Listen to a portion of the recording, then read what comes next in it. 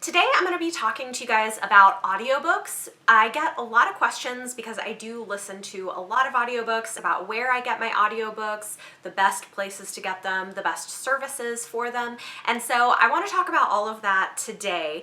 Primarily, I'm going to be talking about the differences between Audible and Scribd, services that do offer audiobooks. They are quite different from each other, and I'm going to talk about what they do well, what they do poorly, and whether one of them might be a good service for you. And then we're also going to talk a little bit about library systems, because a number of the audiobooks that I listen to, I actually get through my library. I read an unusually large number of books. Last year I read 300 books, and at this point in a given month, anywhere from a third to half of my reading is made up by listening to audiobooks. So if you're wondering how I read as much as I do, audiobooks are a pretty significant part of it. I tend to listen to my audiobooks on faster speeds, and there's something that I'm able to listen to and comprehend while I'm doing other things. So while I'm at the park with my kids, while I'm cleaning the house, while I'm running errands, I will be listening to audiobooks, and that's a big chunk of my reading. Some of my audiobooks I get through my library, which again, near the end of the video, we'll talk a little bit about that, about how you can get books through your library and where to look for that.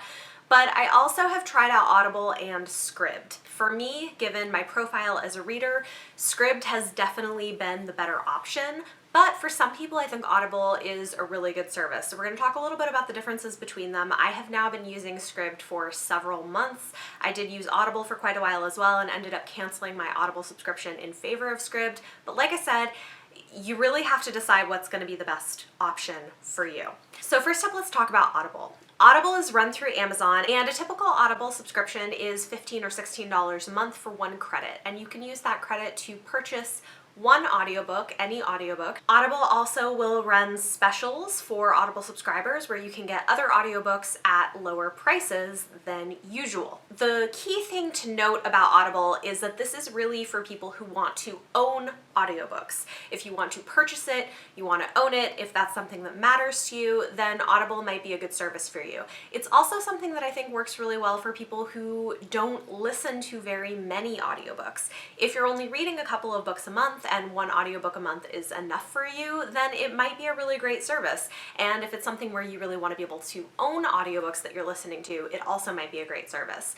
Another thing to consider is that there are add-on packages. For example, there's an extra romance reader package that I think is like another $5 a month or something. I'll put it on the screen, the exact information, once I have it. But if you were already an Audible subscriber, you can do this add-on package where you have unlimited access to listening to romance audiobooks. So if that's something that you're really interested in, it might be a good value for you. However, if you are somebody like me who listens to a lot of audiobooks across a lot of different genres and doesn't care all that much about owning most of your audiobooks, Audible might not be the best choice. Instead, I might recommend checking out Scribd. Like I said, I've been using Scribd now for a few months and I really love it. I think it's a great value for what you get, and I think if you listen to a lot of audiobooks, it's definitely worth checking out. Scribd is quite a bit less expensive than Audible. It's only $8.99 a month, and you get unlimited access to listening to audiobooks. Now, one thing to note is with Scribd, you do not purchase any audiobooks, you don't own any of the audiobooks. The subscription fee is just giving you access to be able to listen to any of the audiobooks in their library. Another thing to be aware of with Scribd is that their library does rotate, so you do not always have access to all of the different audiobooks. It is something that will change. So you don't always have access to all of the audiobooks in their library. So there might be a couple of weeks where you have more limited access to some of the titles that you're interested in, but then a couple weeks later you'll get open access again to a different variety of titles. This may be frustrating for you, or you may like the variety that they offer. For me, as somebody who listens to a lot of audiobooks and doesn't particularly care about whether or not I own them, Scribd has been a really great way to get through a lot of books that have been on my TBR. One thing you probably do want to be aware of is that Scribd isn't going to have all of the new releases that you might be interested in, depending on the genres that you're looking for. They do have some new releases, but it is a little bit more limited than what you would have access to through Audible. So for me, Scribd is kind of a great way for me to get through backlist titles that have been sitting on my TBR shelves. and also to read some new books. For example, they had a limited time availability of Red Scrolls of Magic by Cassandra Clare just a week or so after it came out, and so I ended up listening to that one on Scribd, which was fantastic. So they will do special highlights of new release titles, but a lot of what they have in their library is going to be backlist. Like I said, for me, this has worked out really well. It's been a great way for me to get books off of my TBR shelf that have been sitting there for a while. I think the price point is a really good one and is something that's probably going to be more widely affordable to people. Now, the interesting thing about this is I have friends who definitely prefer Audible to Scribd, particularly if they really want to be owning audiobooks, if they want brand new releases right away, if they want access to more obscure titles that are harder to find. Sometimes Audible can be a really great option. For me, it was just frustrating. I didn't want to be paying $15 a month for one audiobook. But, I mean, compared to the sticker price of purchasing an audiobook, if that's something that you care about, it's good for what it does. It is a really reasonable price for purchasing an audiobook. I just don't really care about owning very many audiobooks. I just want to be able to listen to them and then move on to something else and listen to that. So for me, Scribd has been a really great option. I will leave a link to Audible down below if you guys want to check it out. Also, if you guys are interested in Scribd and want to check it out, I do have a link down below that if you use it, it will give you 2 months free, and it'll give me 1 month free on my subscription. It's not a paid thing. This is just a referral link that anyone who is a part of Scribd has access to. But I do really appreciate a couple of you guys have taken advantage of this, and it saved me my $8.99 a month, which is really nice because I would be paying for it otherwise. So if you guys are interested, you can get 2 months free for Scribd down below if you want to check it out. The last thing that I do want to talk about is libraries. To be fair, some of my international viewers, I don't know what your library systems offer or whether this is an option for you, but if you live in the United States or in Canada, most library systems have a pretty good selection of audiobooks that you can get through apps like Overdrive or Libby or some other things as well. I use the Overdrive app. I will say I live in New York City, and so with access to the New York Public Library system, I probably have a better than usual access to audiobooks. They have a really fantastic selection and do tend to buy a lot of new releases. But even if you live in a smaller town or in another area, I would definitely recommend that you check out what your library has. You might be surprised at how many books you can get access to for free through your library system. The Overdrive app is great. I have it on my phone. I can download the audiobooks to my phone and listen to it with earbuds and take it with me wherever I go. So I would say I probably listen to at least half of my audiobooks from my library. One thing that you do need to be aware of is with your library, a lot of times you're going to be on a wait list. For example, I recently listened to Becoming by Michelle Obama, and I checked that out on Overdrive through my library, but I was on a wait list for like 4 or 5 months before I got access to it, and that's in New York City where they have like 100 copies of it. So like, that is one thing to be aware of, is if you're looking for something where you want immediate gratification, that may not be the best option, especially for brand new releases. But if you don't mind waiting a little while and getting on a wait list, I personally am a big fan of using libraries and using the Overdrive app. I think it's a really great resource and it's completely free, which is awesome.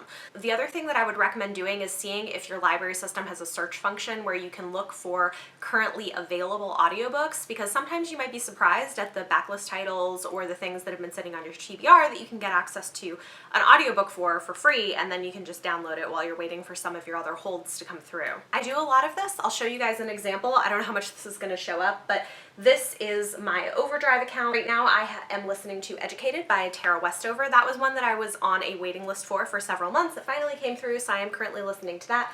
But I have some other ones as backups here as well if I finish that and I'm still looking for something else. And these are books that are either backlist titles on my physical TBR or books that I'm interested in reading but don't necessarily want to own. So I've got Gilded Cage by Vic James, From Here to You by Jamie McGuire, The Towering Sky by Catherine McGee, Heart in a Body in a World by Deb Coletti. That one is a recommendation from a lot of friends who loved it, and Dragon Shadow by L. Catherine White. I may not listen to all of these before they expire, but I have access to them for like another 19 days, and if I feel like listening to them, they were ones that I was not on a wait list for. We'll see if this shows up on screen, but I thought I would show you guys a little bit of my interface on Scribd. This is my Scribd account currently, and the nice thing is that you can save audiobooks that you're interested in. So I have a running list of books that I have tagged and saved on Scribd that I'm interested in listening to at some point, even if I don't want to right away. Usually they're books that are on my physical TBR that I eventually want to get to, or other books that I've heard about but don't necessarily want to purchase. So if we look at the books that I've saved, here's kind of what it does, is it'll show me all of the currently available books on my TBR list, All the Crooked Saints as an audiobook, Middlemarch, The Serpent's Secret, The Traitor's Game. There's like quite a few. I'm currently at this point where I don't have access to a lot of the saved ones because of this timing thing that I had mentioned. So it'll tell you what are the titles available soon. If I go to this, it'll show me, oh, here's the titles that you saved that will be available starting June 27th. So Now I Rise, The Beauty of Darkness, Dance of Thieves, Ghosts of the Shadow Market. Like, we do have a decent number of new titles. One Dark Throne, you see a lot of like YA stuff, but there's also other things, Educated, which I guess I can remove since I'm listening to that from my library, Bad Blood, Grey Sister by Mark Lawrence. There's like a lot of really great titles here. I do a lot of sci-fi fantasy, I do a lot of YA, and I think they have a pretty decent selection if you're interested in those kinds of titles. I'm sure they have a lot of other stuff as well. It's just those are the things that I tend to read more of. So hopefully this was helpful for you. I've had quite a few people ask me in person and in comments my thoughts on audiobooks and services and how I listen to the audiobooks that I do, and that's pretty much it. I would say that on average about half of the audiobooks I'm listening to I'm getting through my library, and the other half are coming through Scribd. So I am a fan. I think they're great services, but I do think the Audible is a good option for some people depending on the type of reader that you are and what you really want from your audiobooks. To give you some sense, I would say in an average month I'm listening to 9 to 13 audiobooks, and so I'm definitely getting my money's worth, I would say, from Scribd. In an average month I'm probably listening to 4 or 5 of my audiobooks through Scribd.